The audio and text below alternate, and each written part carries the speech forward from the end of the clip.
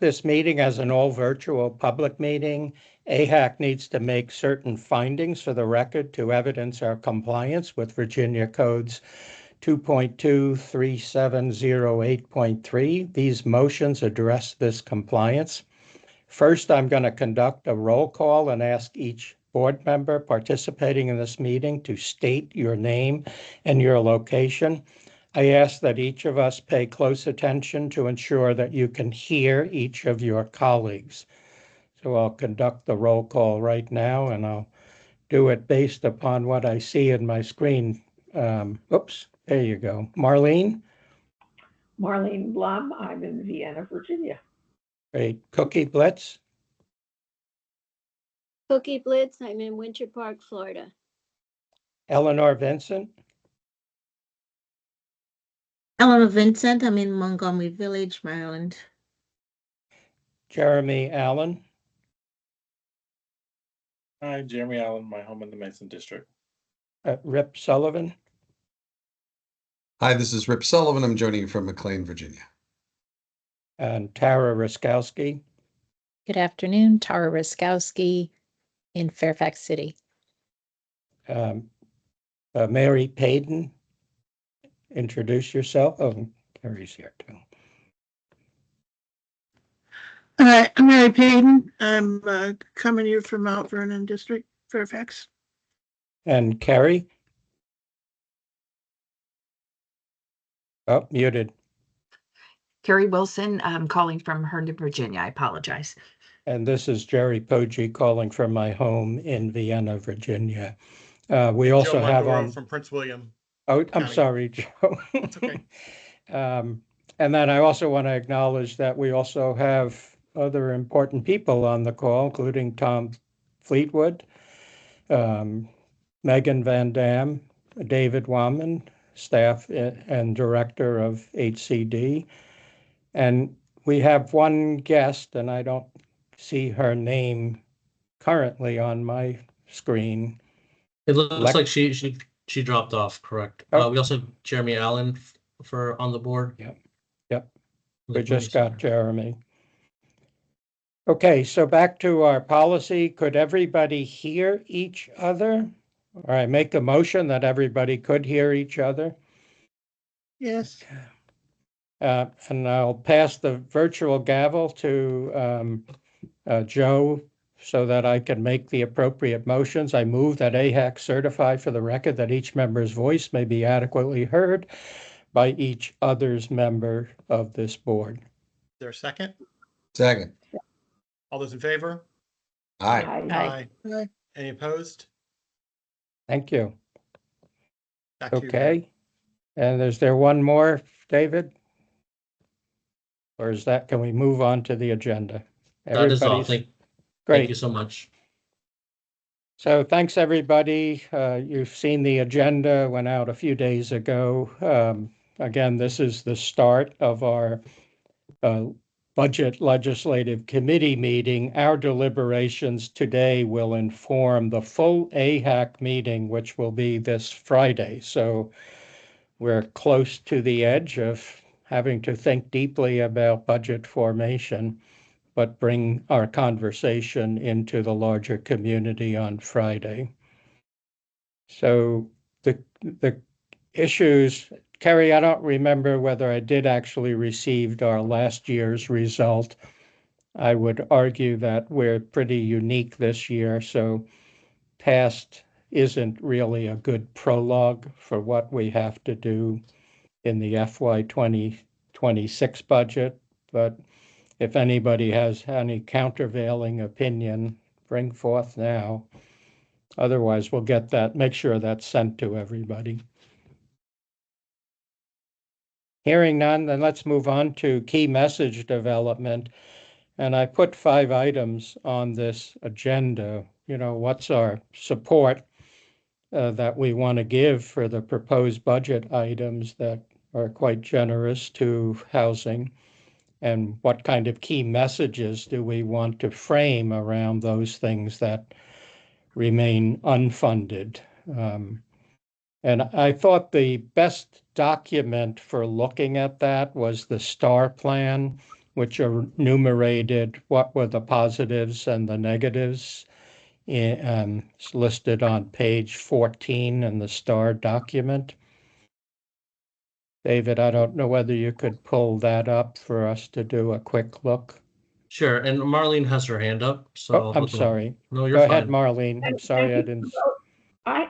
Before we get into, positions we're going to take, could I ask a few questions about housing stuff that's in the budget? I was puzzled by a couple of things, and maybe other people have seen them too and might have some questions.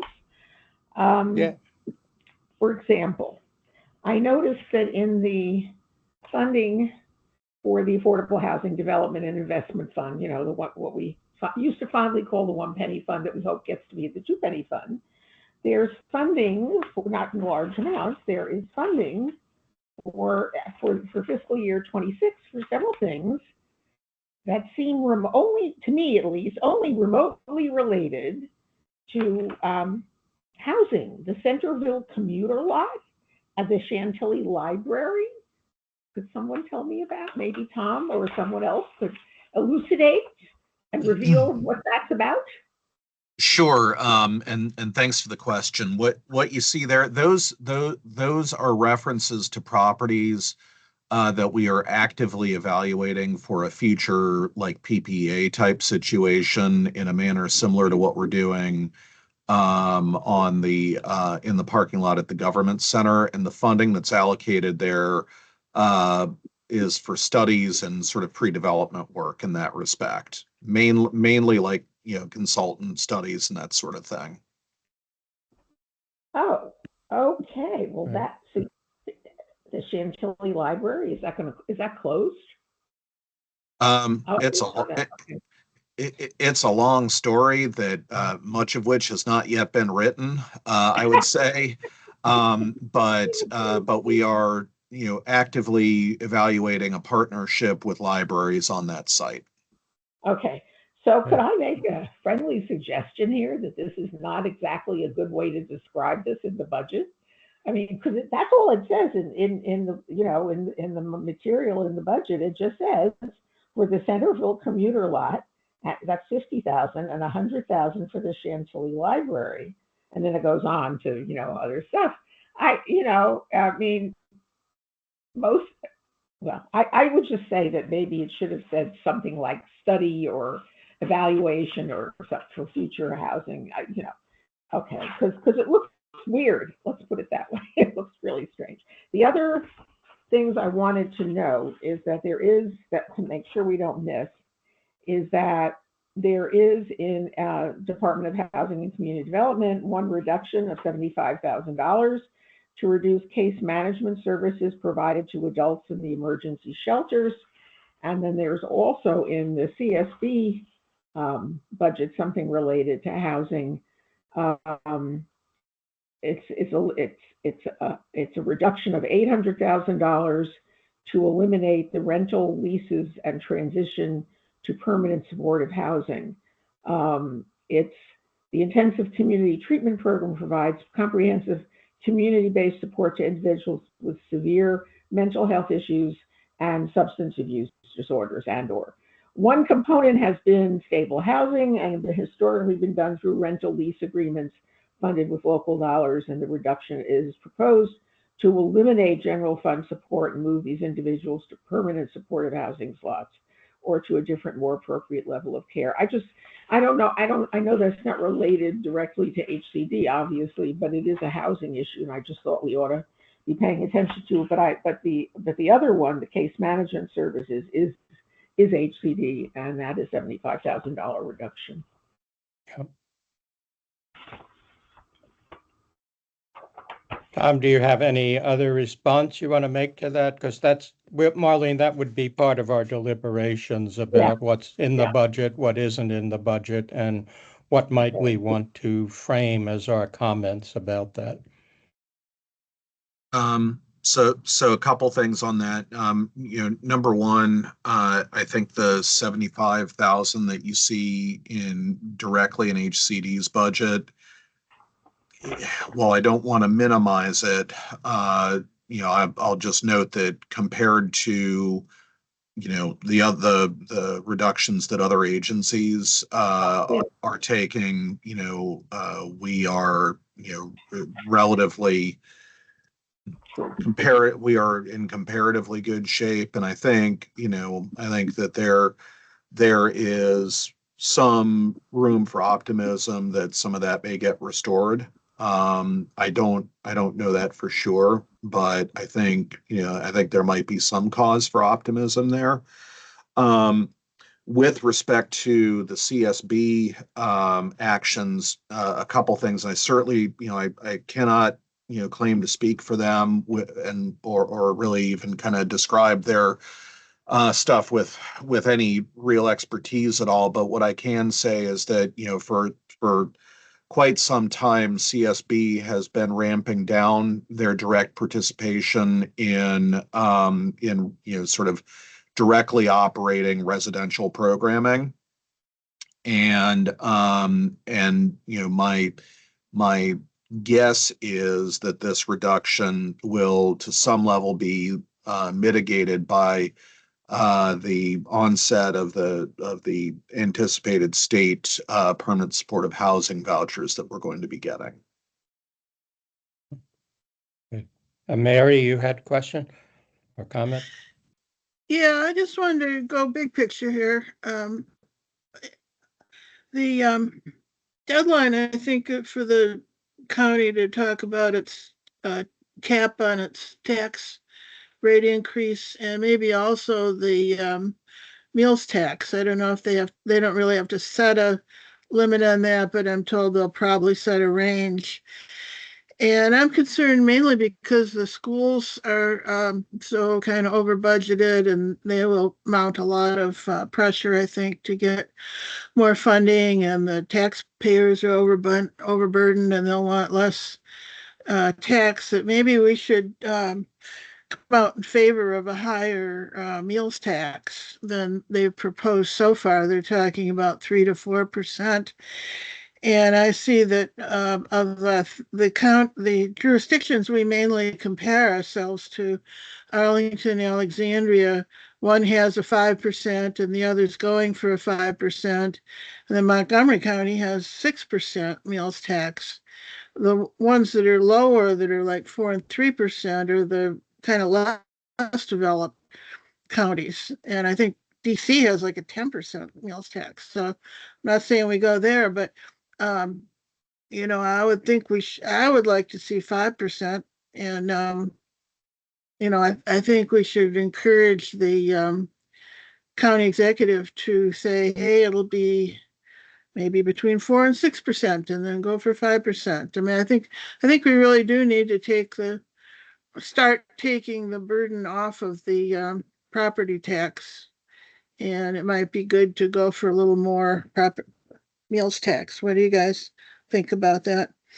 Mary, if you listen to the dialogue with members of the board after the budget presentation 2 weeks ago, there certainly was a lot of discussion about meals tax as a deferral for the rate increase on real estate rates. So, but there was no discussion in my memory of anything that would build the excess that we need to do the programs that I think we've argued for. So I think it's a worthy thing to discuss. It's very hard to discuss until the board acts, which is on March 18th, as far as I could tell. Well, if you read what's written in the documents from the county executives, they're talking about recommending a 3 to 4%. And what I'm saying is, can we recommend before March 18th that the county executive shoot for higher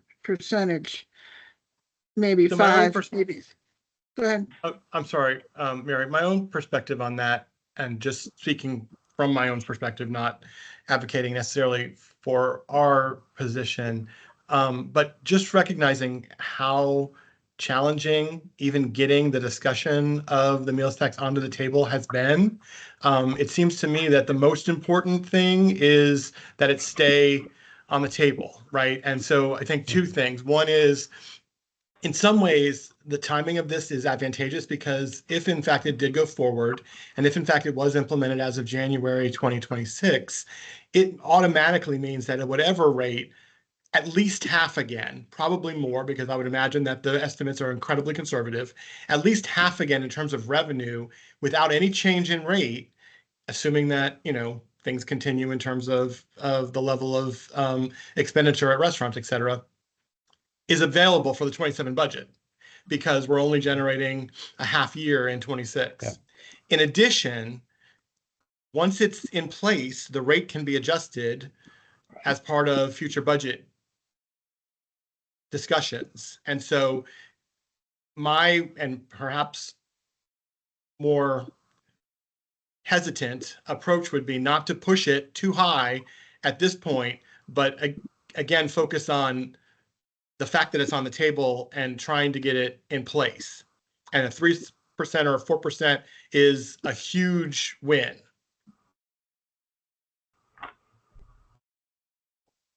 Marlene? I absolutely, I agree with Joe. Much as I would like to see a higher rate, I think that we shouldn't be surprised to see a lot of opposition to this.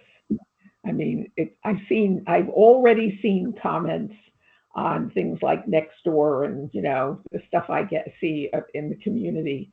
The fact that all the surrounding jurisdictions and that even some of the towns that are part of Fairfax County, like Herndon and the town of Vienna, already have meals tax, as Supervisor Alcorn says, a good third of Hunterville District already has, namely the town of Vienna. So yeah, logic has very little to do with it. People just hate taxes.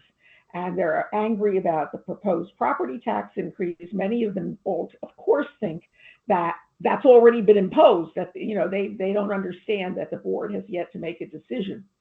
And so they think their taxes, there's already been a decision that property taxes are going up. And so they're going to oppose it. And yes, it's not going to referendum, thank God, and the General Assembly. But, or is that the same thing? But anyway, yeah, but anyway, but there's still going to be a lot of opposition, and the board is going to hear that opposition.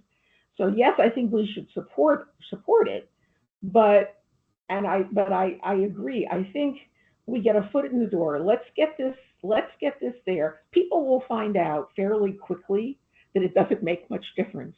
Absolutely.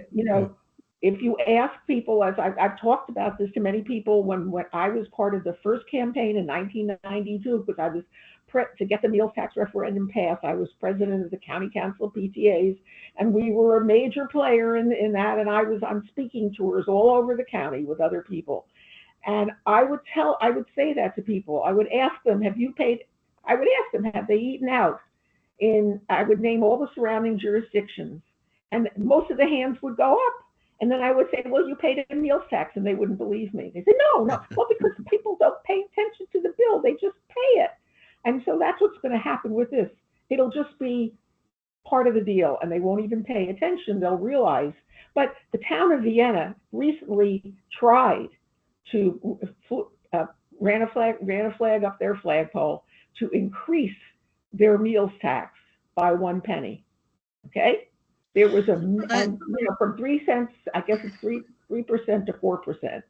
And there was a huge outcry and opposition, and they had earmarked it for something, for expanding the community center or something very worthwhile. Huge outcry, huge opposition, and most of the town of Vienna is pretty affluent, and yet there was tremendous opposition to it, and it's kind of dead. So to say it. So I want to see that Tara has her hand up first, and then Mary second. And ask anybody who works in a restaurant in Vienna if they're able to live in Vienna. And guess what answer you get? Can't afford it.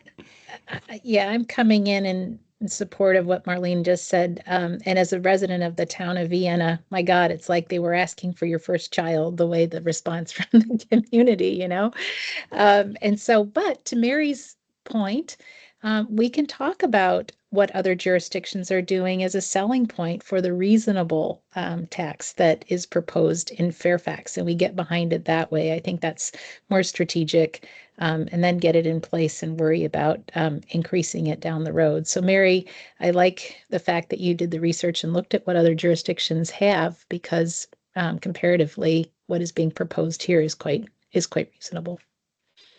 I just point out the board is not proposing that they be separate, but there may be some trade-off. There may be a reduction in property tax and an increase in meals tax.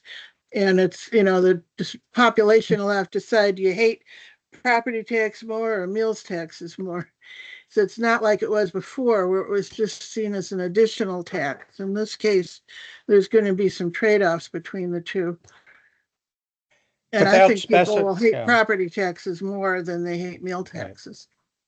Well, I think we could be supportive of the need to diversify the income for our county.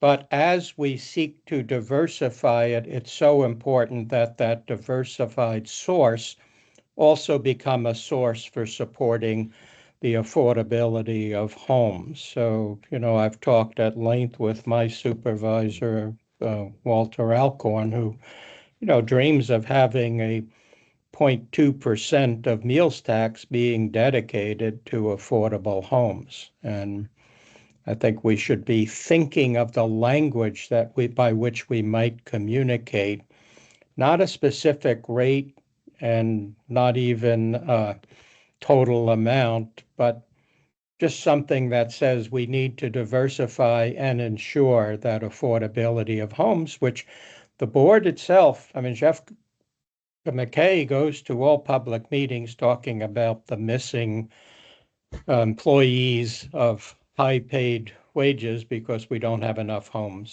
So I think we're on safe communication grounds. And Kerry, I'm sorry, go ahead. Yeah, and revenue is the key to how we start this conversation. So I'm really glad Mary brought it up. I personally believe we should get as much as we can, but understand the importance of getting it. I think, Jerry, I think we should be very careful along the lines of Joe and Marlene that AHAC should come in and talk about this budget that has so many there are a lot of things that are going to be cut. We have to get a meals tax baked into this. So I think we shouldn't be talking about earmarking it, even bringing that up or tie the two together. I think we speak to, and I don't think you were suggesting that, but I think we need to speak to new revenue sources, including this one, to ensure that Fairfax County continues to do this. Here's the goal for housing. Thank you for what you've done. Thank you for including in a very tough year, at least, honoring our work last year.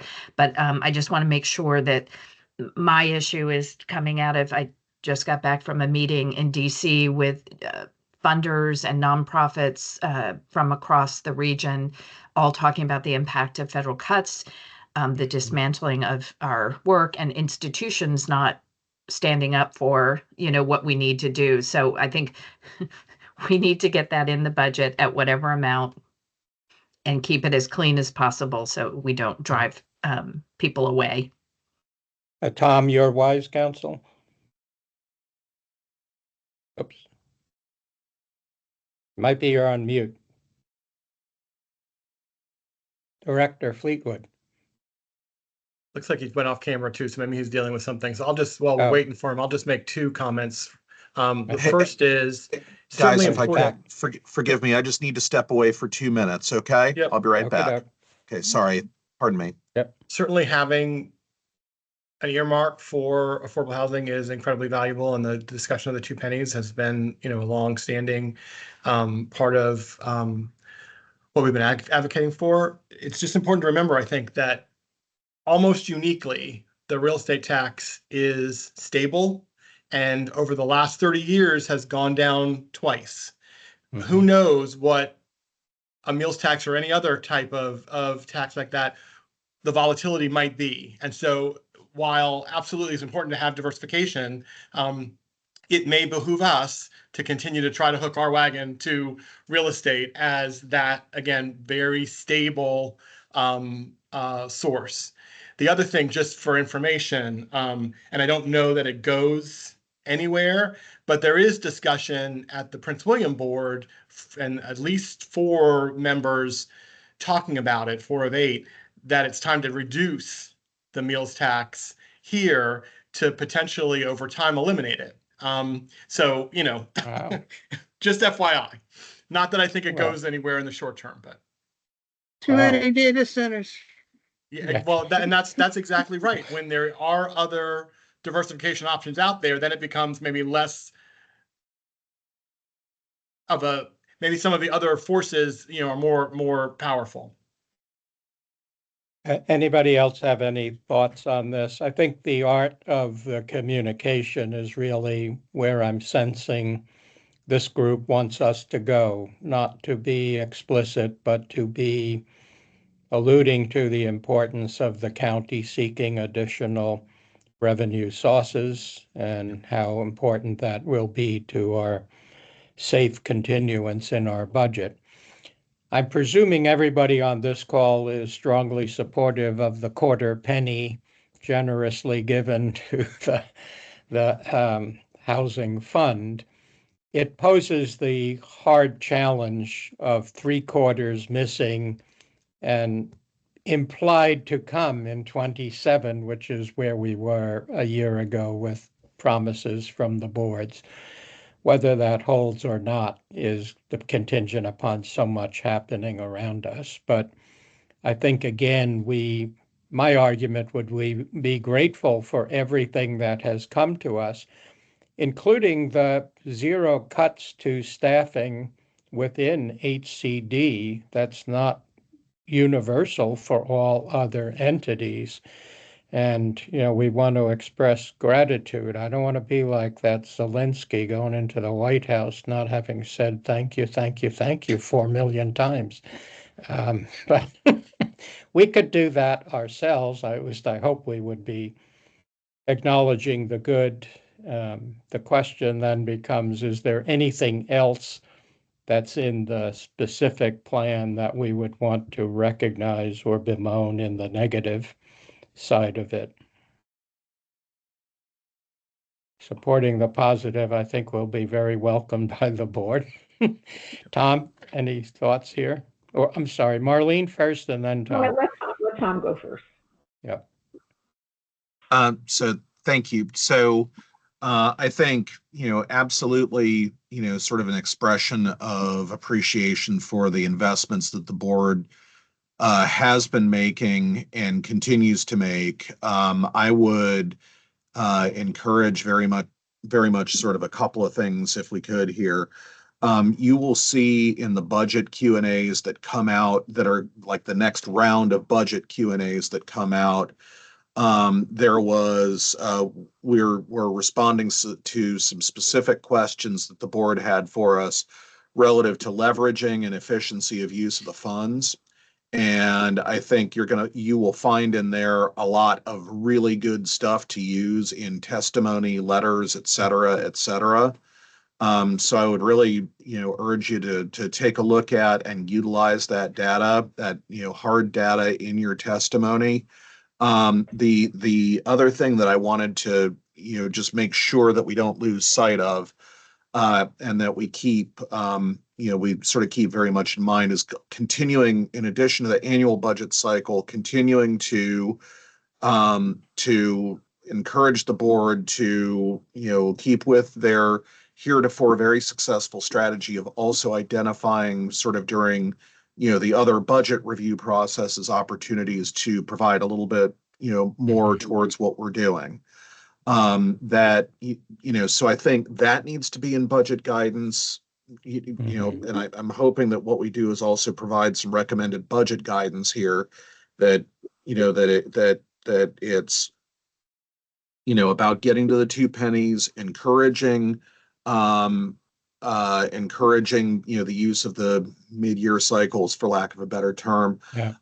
And then the last thing that I would suggest also be included in budget guidance is recommendation for staff to direct the board, the board to direct staff, forgive me, that was not a Freudian slip, to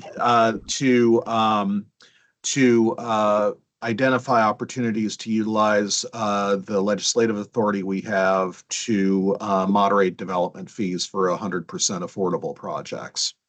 Mhm. That's a great So point. for Thank you. for implementation in the 27 budget. So Mhm. I think we'll need some time to develop it and make a recommendation. Yeah, I think it would be best done through, the full budget cycle as opposed to a standalone type situation. But I think that's important. So those 3 points I think are very important for budget guidance. I do plan, by the way, very importantly, that when the board votes on the budget, I do plan to be wearing a green sweatshirt and combat fatigues. So, and with that, Mr. Chairman, I yield back my time. Tom, after this war is over, you could go back to wearing costumes, is what I would tell you. Okay. Mary. Yeah, I'm wondering if we, Oh, I'm sorry, Marlene and then Mary. okay. Thank you. Yes, I agree with what Tom just said. And I would add one other thing, and that is I went back and looked at our comments, our positions from last year. And we talked, we had a whole paragraph, which I thought was a very important one, on wraparound services. And that was something the board did not pick up in their budget guidance. And I don't want to lose that because I think it's really, really important. In other words, the board's budget guidance for this current fiscal year did not, it was, they did pretty much what we wanted, but they didn't include any comments about the wraparound services. And I don't want us to lose sight of that because it's still a very important issue. The other thing that worries me a little bit is about the goal that we have. And I don't want us to say, well, maybe we know we're not going to get there as soon as we had hoped to get there. But is there any way of displaying how close we are to that 10,000 goal? Because in other words, we reach the goal not only through the fund, and the 1 penny fund that we hope to get to 2 pennies, but through the other, and we're going to talk about that presumably in our budget positions, in our suggestions or what we recommend for the budget guidance. But there's been one-time funding has played a significant role. Is there some way to display or show where we are in reaching that, at this moment in time, how close we are or far away we are from reaching that 10,000 goal? And maybe we can use that in what we say. So a couple things on that is that, and forgive me for jumping in, but just one thing is that in the previous Board Housing Committee, we had a chart that shows that very clearly. That'll be updated for the Housing Committee at the end of this month, and we're also going to be rolling out the newest version, thanks to the outstanding work of David and Megan and their team, the new housing dashboard. So we think that's going to be very helpful too. Okay, well, maybe that's great. Yeah, so that'll be updated, and then we could, because I think we need to say something about it. I think maybe we should say something about it, because otherwise what we do is we get to the fiscal year 27 and we're not there. What do we do at that point? Maybe we should talk about it now before we say, oops, we didn't make it, sorry. Maybe this is a time to talk about revising it, changing it, whatever. I'm not trying to guess what we would say. I'm just saying maybe we need to, sort of face the music, face the situation right up front instead of punting it down the road. Well, Marlene, I'll just add on top of that, that sometimes our questions can unite us and our answers will divide us. So asking things in the form of a question is also another route towards communicating to the larger need. Mary and then Joe. Yeah, I saw the chart that Tom's referring to, and it's very nice. It tells you how many are built, how many are in the pipeline, how many are on the drawing board. But what I'd really like to see is something that's more dynamic over time. And I'm thinking of all the charts, the time series charts you used to see about climate change. If we do this by such a date, and if we reduce our consumptions by this much, we'll come out at 2% climate increase. If we do it by this much, we'll get to 1%. If we do it at this much, we'll get 6% and we'll all fry. It's like what we do along the way has a lot to do with where we get in the end. And I'm wondering if there's any way of doing that, like you could do it historically and look at how much money went into housing in different years and what that resulted in terms of producing housing. And if we keep it up at this pace, we'll get, somebody must have thought of that at some point before making the promise of how many we were going to build by when. So that would be really great to kind of share that, what's needed at each stage to get to that point, because obviously it doesn't all come in the last couple of years. It has to be a continuing process of putting in money to do the planning, to research the development, getting the parking lots ready for housing developments, et cetera. Is that something that could possibly be done? Tom, do you want to respond to that, or do you want to go in sequence with after Joe? I think I better respond to that sort of first. Mary, I appreciate the idea. I will just say, we just do not have the staff to develop and maintain something like that. We just don't. I will say that the closest we're going to be able to get is that housing dashboard, and I would really encourage that when we roll it out, that folks are really spend time with it and help us continue to sort of make it work for what we need to do. But in terms of kind of a more dynamic type of situation, we just really don't have the resources to do that.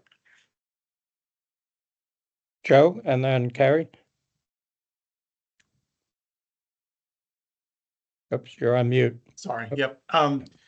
So just talking strategy about some of the things that have been discussed, all of which I agree with, as we move towards the full 2 pennies, the message about the one-time dollars at quarterly reviews is very important. And I think one thing that we can do a little differently and better, and I'll say for myself, I think I was too complacent at carryover, anticipating that funding would be put in because it had been put in at the previous quarterly reviews over a number of years. But I think we need to continue to beat the drum about the one-time dollars at mid-year as that comes out this month, now that we're in March, and at carryover. And so that, to Marlene's point, as we get to the discussion of the 27 budget and what level of funding we need in order to meet the target, we will not have lost ground because those one-time dollars will have materialized and been able to continue to move projects forward. So I think that,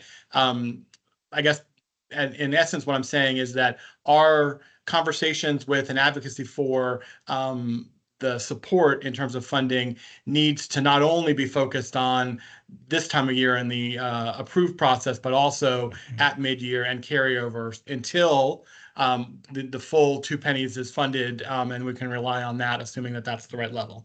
Thanks. Right. Carrie? Oh, I'm sorry, Eleanor. Yep. No? Carrie, did you No, have I was something? just saying Oh. Carrie was there before me, so I can wait for her. Nope, Joe said what I was going to say. Great minds, great minds. So I have a question and a comment. The question is actually, it's more of a clarification. So in terms of the meal tax that's being proposed, my understanding was that if it's not approved, then the county may have to go back and look at um, other places where they were trying to get to balance things out. So, for example, up to and including cuts in staffing. At least that's what I thought I heard in the meeting last week. So the question then becomes, worst case scenario, if the mills tax is not approved, are we in a place where we are anticipating these other cuts, and do we have some kind of plan to address those? I think Tom is gonna answer that question. So I'm gonna pause, and then I have one more thing.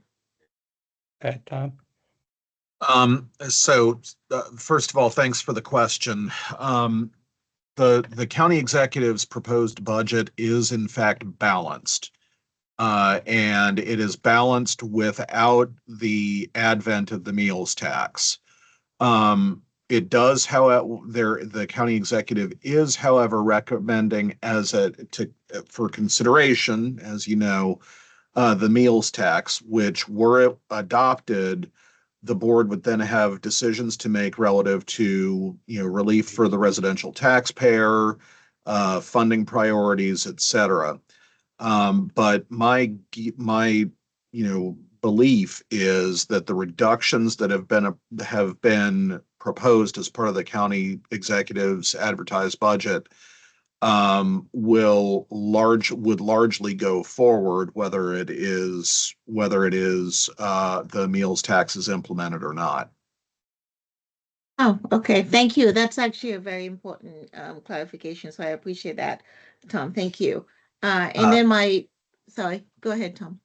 I was just going to say that I'm looking to Joe, based on you following the process. Do you think I've basically got it right there? Yeah, absolutely. Okay. All right. Thank you. Sorry about that.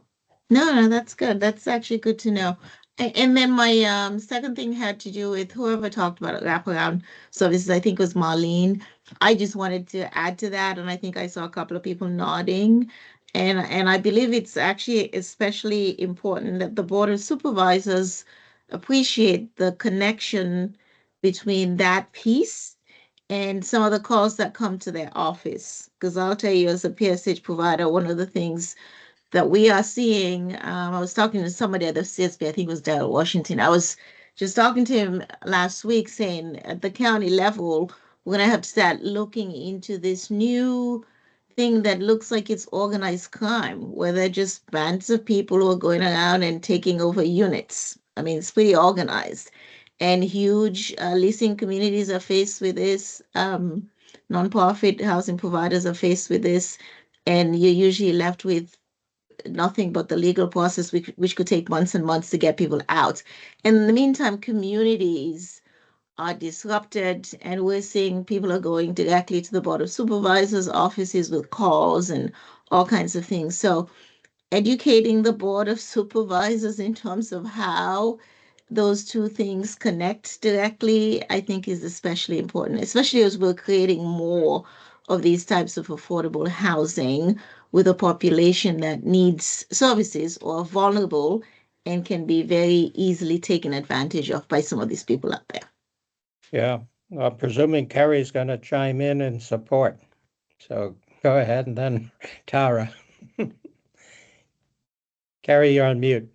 Yes, I was going to, I will of course chime in on support of that. And I think it was really important that Marlene bring it up and that we really look at that, particularly everything that's coming and all of that. But I had a question back to the budget because, so just on the gap with the school's request, and everything else. So my understanding is, again, the sense of urgency that I'm getting from board members struggling with, the check they have to make, that the meals tax definitely has to be on the table in order to meet all of the requests that are coming to them and, make sure that there are contract increases and things like that. So I wanted to get some clarification on that because it sounded like, Tom, do you have any wisdom that maybe you I've want to misunderstood lend on everything. that? Yeah. Are you saying, I'm- do you think the board will vote for the meals tax? I think so. I think they will. And Tom may not be able to answer that. I think I'm looking Yeah. more, Yeah, I the think budget you as should written put Tom on doesn't the spot. include, I don't think you should put Tom on the spot. I don't think that's fair. Okay. I think that the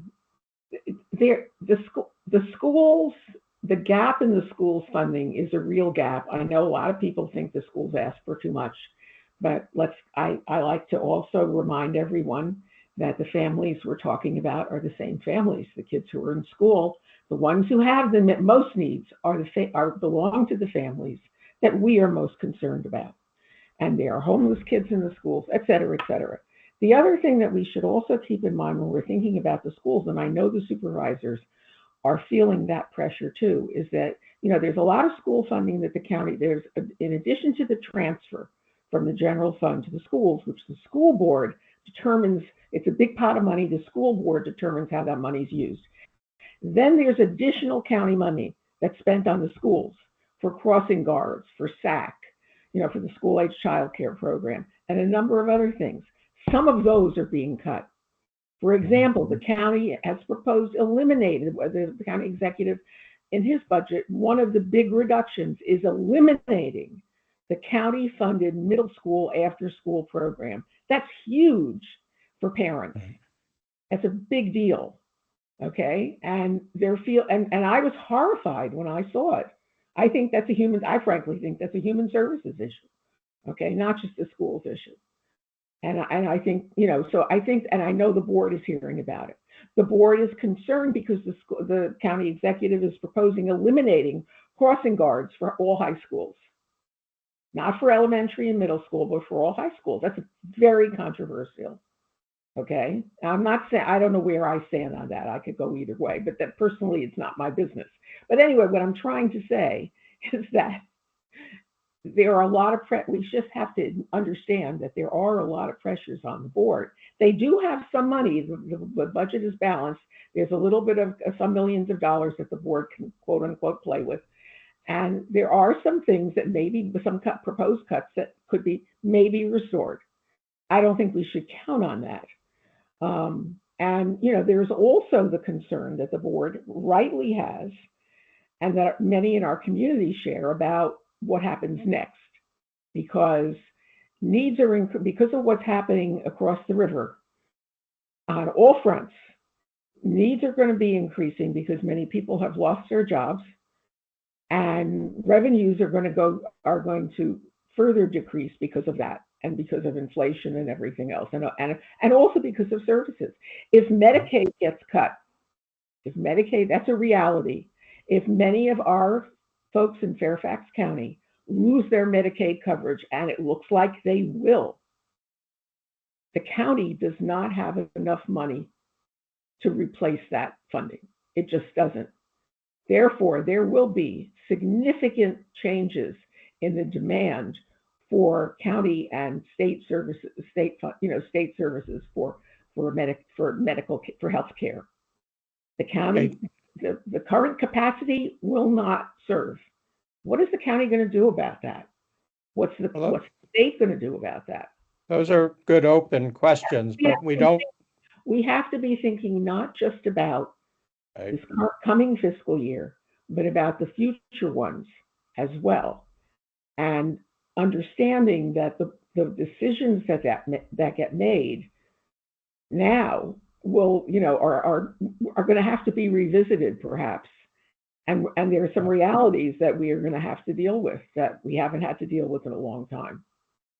So that's an evolving reality. We don't have all of the capture of what its exact impact is, because it's yet to be felt, although it's being projected. I have Tara, and then I have Rip. I don't want to beat a horse, and I'll be brief, but I think it's important when we're talking to the supervisors also to educate them on the different types of PSH. And when we have a congregate project, the need for those wraparound services, and there's always a need, but there's a more heightened need, I would argue. and even how we think about wraparound services, for example, the evening and weekend care that we're providing. And so just to bring their education along and help them understand, especially if this is a model that we're planning to lean into going forward in the future as a way to solve issues of homelessness. I think, bringing them along in terms of their understanding of the importance of wraparound holistic services and the heightened need for larger projects. So, Rip? Thanks, Jerry. So, I've been listening to all this with great interest, and wish I had all the answers for the group. I think Marlene has made a really good point, going to sort of the uncertainty. I've been down in Richmond now for whatever the hell it is, 11 years, something like that.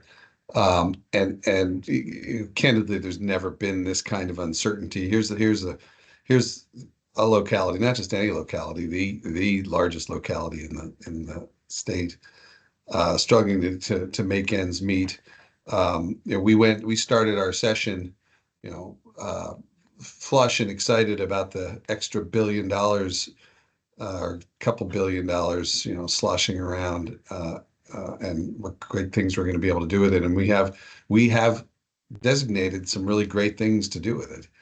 But hanging over all of that, which then hangs over everything that the board's doing, is the unbelievable uncertainty as to what's going to happen, particularly with respect to healthcare, Medicaid. There's also a tax credit that's in place that needs to be extended, and if it isn't extended, tens of thousands of Virginians, and that will include plenty of Fairfax residents, will suddenly see their health benefits obtained on the exchange skyrocket. So that's going to affect hospitals. That's going to affect community clinics and demands.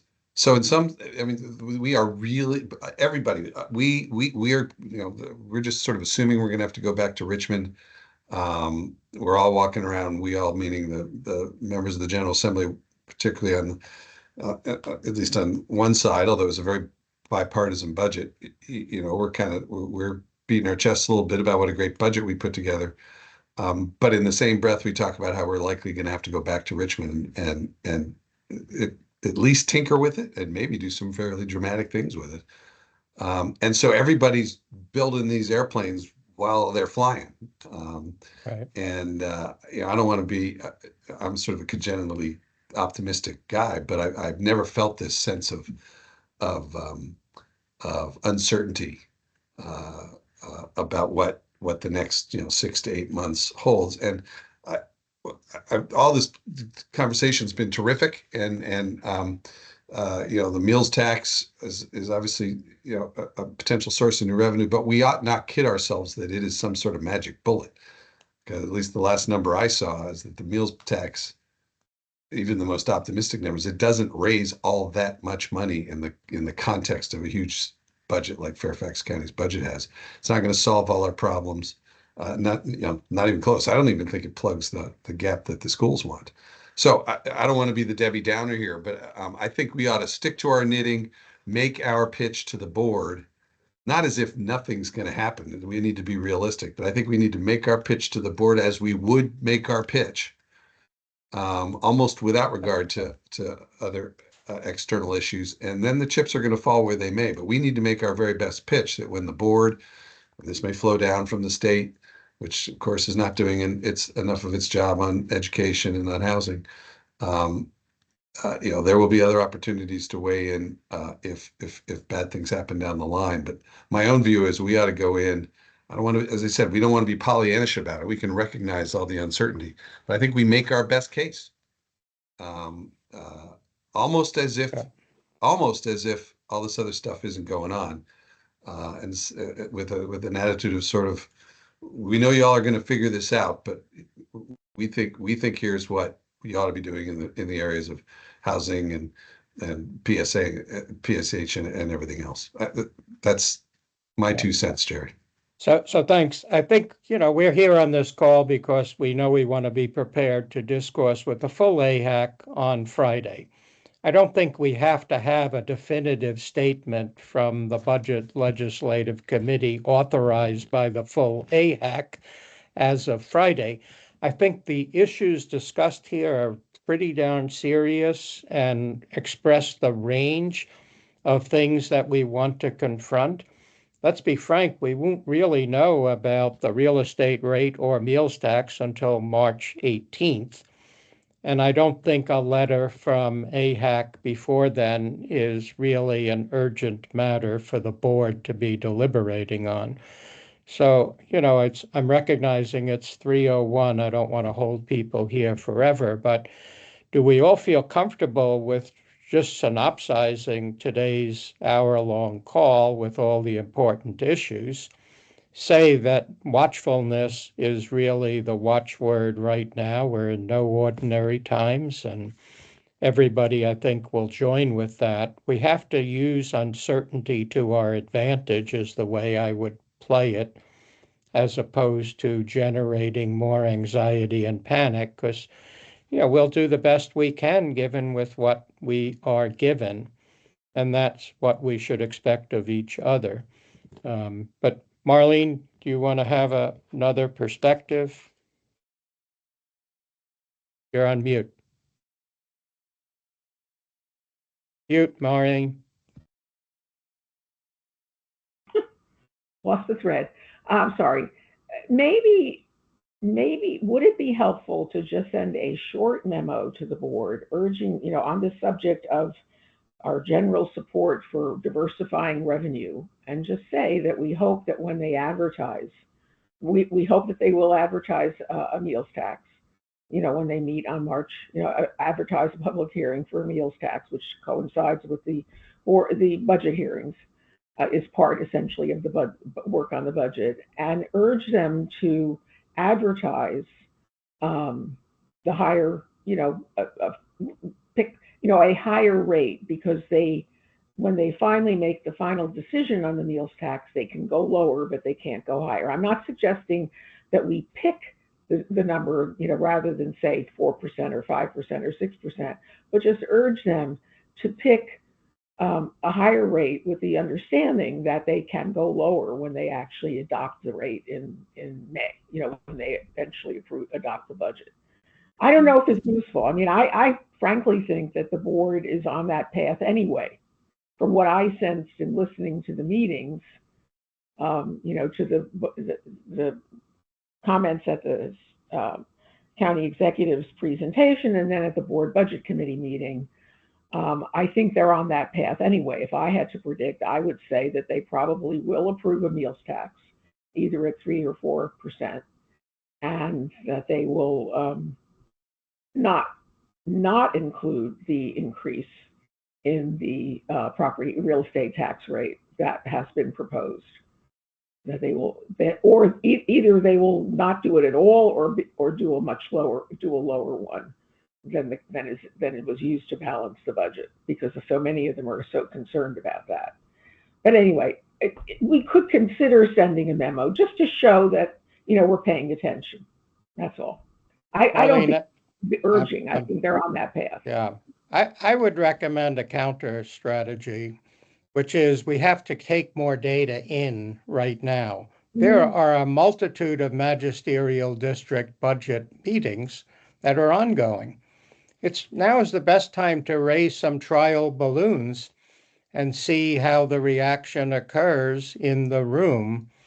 I'm not quite sure, as much as I admire the power of AHAC, that AHAC, as one of a multitude of boards, authorities, and commissions weighing in on this matter, is likely to prove determinative of board action. And I welcome Joe's opinion on this.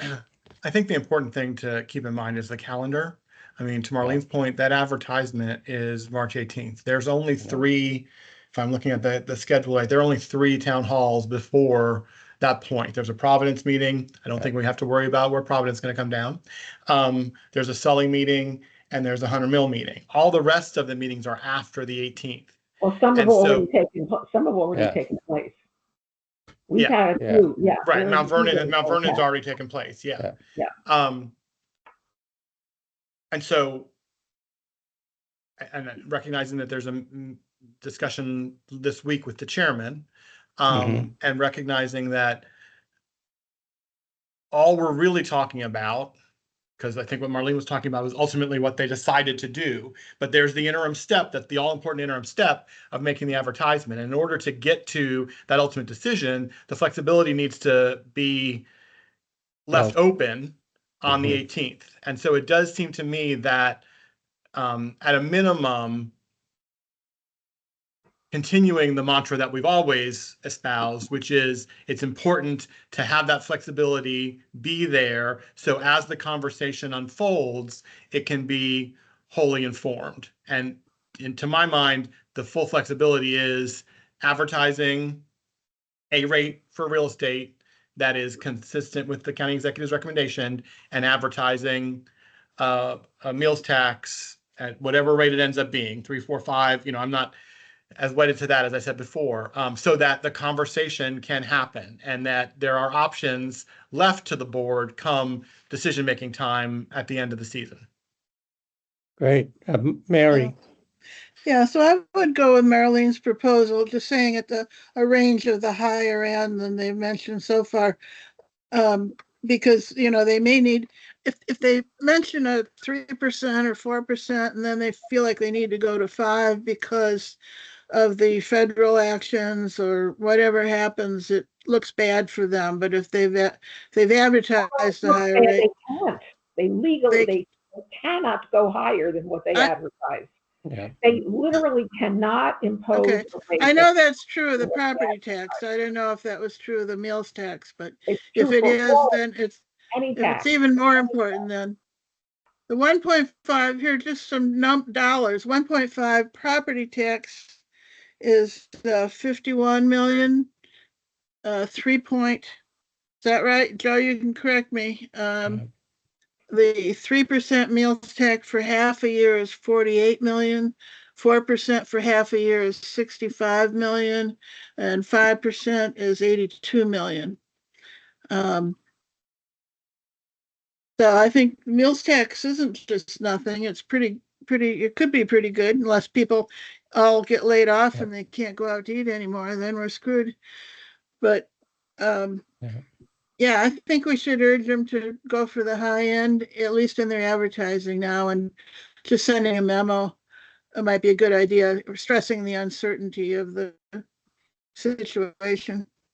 And again, those numbers you cited, Mary, are the half years. That's 6 months worth of collections. Half year. Right. Yep. Correct. So, Joe, would you be willing to work on the draft Sure. memo, or do you have no time at all? No, I can do that. Yep. Okay, great.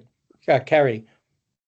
Yeah, last year that was a collaboration. If you guys want to get started and we can do that, Jill and I came home. She's offered to help. And I would say that we have a meeting with Chairman McKay on Thursday. So having the sense of this group that we might be a great opportunity to raise that message with Jeff and, get his feedback, reaction, going in with this messaging. So that may tell us where we are.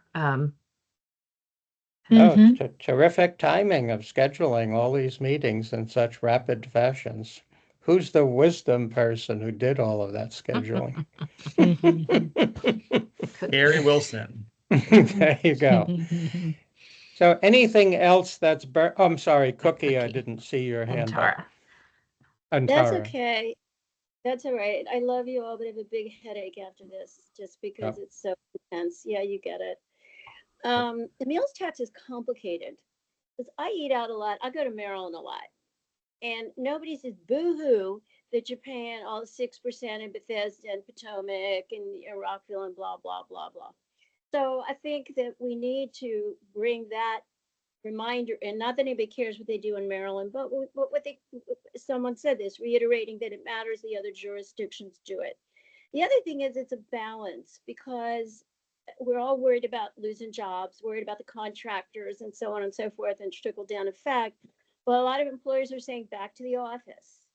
And where are they going to say back to the office? They may very well be saying it in Tyson's. They may very well be saying it, Reston with the high rises. So we just don't know what the meals tax will generate, because everything is unpredictable. Everything is in flux. Everything is kind of crazy. And someone wiser than me brought up to me with the meals tax that people of lower income may be negatively impacted because a small piece matters a lot to them. And just, I don't know, is there any talk of anything you've seen that talks about maybe excluding fast food or the McDonald's or the whatever, or at least being ready to think about how that matters to, like Maureen said, the people. I think that they can't. There's some things you can't do, and I think that's one of them. Okay. I'm Rick probably knows more about that than I do, but I'm guessing there's some things that you probably can't do. Okay, so I have Tara, and then I have, sorry, Not done. one more. Are we going to, at what point are we going to actually decide who talks to what our talking points are? Is that going to happen after the March 7th meeting? We'll get closer to that. But, I think we want to get through these steps this week of drafting a memo to the Board of Supervisors on the meals tax issue. Also having a meeting with Chairman McKay to gather his input.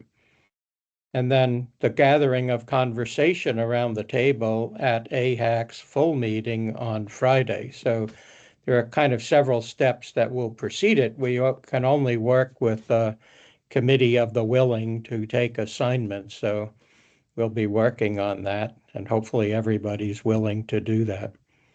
So I have Tara, and then I have H. Butler at F something. So I'm sorry I don't recognize the address. Schools. But That's schools, Jerry. Oh, it's what? The schools. The Fairfax County Public Schools. Okay. I didn't see your face or name on my view of the chat, but Tara goes first, and then if you could please introduce yourself from the school system. Oh, just briefly, Carrie, that's interesting information about your meeting with Jeff McKay. And when did you say that is? It's going to be Thursday. Thursday. I sure would love to have the benefit of that intelligence before we send the letter, because it may be that they're already going to walk down this path and we can affirm their great thinking. And I think whomever it was, Jerry, I think it was you that said, a healthy dose of thank you.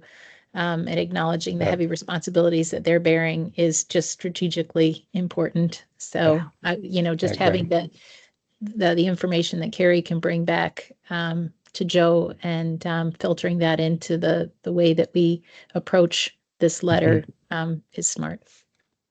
Yeah, perfect timing. Be there with me. Yeah. Ms. Butler, please welcome and introduce yourself. Hi, my name is Hope Butler. I used to be with Fairfax County, but I'm in Chesterfield County now. But I was just curious who is recording this and where I could get that from. I came in a little late. David, would you want to speak to that, please? Yeah, well, we'll usually have the recordings up on the AHAC website with Fairfax County. I can post a link, or if the email that you have, I can also email you when that link is up on the county website. Okay, I'll look out for it. That's all. Well, I hope it was because you had a great opportunity in Chesterfield County, not because you couldn't afford to live in Fairfax County. Well, we'll go with a little of both. Thank you. Anybody else? Otherwise, I'm sensing we have a consensus about next steps that we will take from this meeting. We should start thinking, and maybe by Friday, polling ourselves informally as to when we would want to meet next for a larger and more expansive response to the budget and request from the AHAC. Is that okay? Yes, and Jerry, I think it might be good to get that date sooner rather, let's set a Yeah, date let's so try that to for get a staff, poll it's out to easier if we people. can Yeah. get it and publicize it. So, Agreed. I had one additional thought. Are we going to be, we all know, and somebody mentioned there's all these other boards, commissions, authorities, blah, blah, blah, that really have a stake in this. And are we going to be reaching out to them? How are we going to do that? Or is that, because I think somebody said, well, us sending a letter, but when we get a letter maybe from us and from 5 or 6 other boards and commissions that reflect common desires or principles, we might carry some more heft. And for example, I'm on the CAB. The CAB in the last 8 months has been trying to form a housing committee. There are internal reasons why this has not moved forward. We've done nothing. I'm just saying it to this group. But the CAB would be an excellent sort of partner on this, or a signatory. And I don't think they have been in the past. So maybe we can also think about groups that are impacted by housing in terms of the wraparound services, all these things that now housing is such a universal pillar on good community. mm-hmm. Yeah, no, I think I that's think- wonderful. yeah. Sherry is also a member of CAB, officially representing CAB on the AHAC, so she would be a good person to talk to on Friday. Marlene organizes the Alliance for Human Services, which does a very thorough analysis of the budget on the broader budgetary issues that deal with not just affordable homes for all, but all the human services needs. Mary is an extraordinarily organizer leader in both South County as well as for the NAACP. Jill Norcross, who isn't able to make it today, but historically, the budget positions that Navaja has taken has been a very useful organizing strategy for other nonprofit organizations. So we have great strength on our own committee, but I would agree with you, Cookie. Amplifying that and getting it out is really important. So Mary and then Kerry. Yeah, isn't the Council on Human Services trying to reach out to the other backs on budgeting? It This would be is, and we did the This would be meeting. something to talk to them about. Yeah, would be happy to do so. Kerry? Yeah, and I think it's always we have a lot of great ideas, but limited time.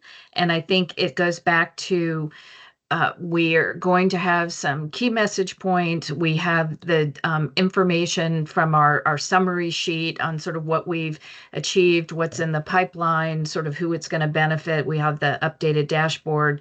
Hopefully we'll have some information coming out of the town meetings, but it's really up to you all. If on the CAB, we can supply that. But if somebody says the CAB is meeting on Monday, March, whatever, it'd be great to know that you're the person that's going to sort of deliver the conversation, try and get on the agenda. And I think this is what John Boylan and Ava we're going to work on, again, both internally through the county, sort of the message, but also having us speak out. Again, I just came from Jill and I were in a meeting and New Virginia Majority was there, and there is a lot of need and there's a lot of questions being asked, not just what we're doing within our FCRHA budget and sort of the, at our 60% AMI, there's a huge concern about what we're not doing for people who may not be eligible for subsidized housing in Fairfax County. Are there rental pilots? Are there things? So we're hearing a lot of I think there's going to be more organizing this time, and just again, given the uncertainty, it'd be good for all of us to help listen, ears on the ground. What issues are coming forward that AHAC can help advise, and not put it on the backs of the staff. So we'll take maybe assignments on. It would be great if, and I'll try and do that, to come back with a list of when groups are meeting. We definitely have the town halls. Maybe we can put it on a 1-pager and send people away with assignments on Friday. Yeah, that'd be terrific. Would that work? And yeah, And Cookie, I would assume that you could join us at a meeting with Walter Alcorn, to take or you could lead the meeting with Walter, you and Jerry on that. Yeah, it will have to all be virtual because I'm not back. That's till right. April, I know you're not back. Right. That's but right. I can do it. And unfortunately, I cannot go to the CAB meeting even virtually tomorrow night because I have a business dinner. No, Carrie, did Jerry say you're on the CAB now? No, I said Sherry Zamora is on AHAC. Yeah. So if you could reach out to her and ask her to at least listen and speak up about organizing a greater effort through CAB, that would be terrific. Maybe someone could send her email address. I will send her. Yeah. Because you know what? I appreciate it if it doesn't come from me, really, because I haven't been all that successful in advocating on the CAB for housing issues. I'm personally feeling frustrated that we're not moving forward. Sherry's been involved in human services for a long time. I've known. She's very good. You know that, right? She's on the CAB. She joined the CAB after asking me if I thought it was worthwhile her time. So, but if you would reach out to her, that would be great. And I am going to send a note to the CAB chair and our staff regarding this. And I think for all of these boards and so forth, understanding, putting down the silos. Let's find out what other groups that are part of our cohort, if you will, are talking about. Let's emphasize the things that we need to, like the key points. Let's have a more coordinated approach, because each of us may have certain lanes, but we have to take into consideration communal good and how we make the biggest impact together. Well, thank you. On that note, I'll recognize I had very poor discipline in getting us done in an hour, so I promise not to do that again. But thanks everybody for their input. I thought it was a very productive meeting, so thank you all. Thanks, Jerry. Bye-bye. Thanks. Great job, Jerry. See you all soon.